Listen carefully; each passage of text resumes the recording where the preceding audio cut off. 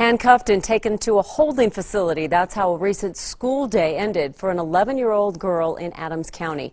Her mother called 911 to know, claiming the punishment for being disrespectful went too far. Will Ripley spoke to the school district, and they looked into the incident. Will?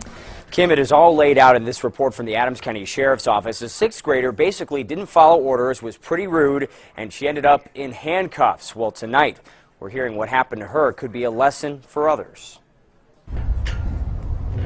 Confused and scared. Kids who cop an attitude at school might want to think twice. Because why would they handcuff me? Yahaira Quesada is 11 years old, a sixth grader at Shaw Heights Middle School. I'm not the type of girl to get arrested. This incident report says Yahaira was in the hallway without permission and was argumentative and extremely rude to an assistant principal. She told me that I need to quit giving her my attitude. When intervention efforts with a counselor failed, Yahaira was put in a patrol car and taken to a juvenile holding facility called The Link.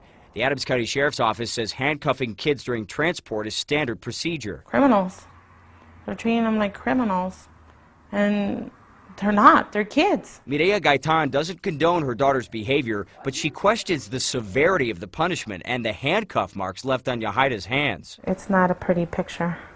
Not at all. You hate to see something escalate to where it becomes a police matter. Once they step in and take over a case, it's really in their hands. Steve Saunders with Adams County School District 50 says anytime an incident rises to this level, officials take a close look at what happened. The conclusion was that as far as the district was concerned, everything was handled appropriately. Gaitan moved both her daughters to a new school. I am blaming myself. Yahaira now knows what not to do when talking to a teacher. Not to give them attitude. The Adams County Sheriff's Office told us they could not talk about this incident because there's a minor involved and there were no charges filed. Now, this report says that Yahaira was never violent, but she was disobedient and disrespectful. We're having a heated debate right now on our 9 News Facebook page asking you what you think. You know, it's pretty much split down the middle. Some folks absolutely think that this is a bad thing, that it shouldn't have happened, but other folks say there needs to be more discipline in school. Kim, they're talking about the days when teachers used to use rulers and paddles on the kids. So join the conversation now on Facebook. We'll have more at 10.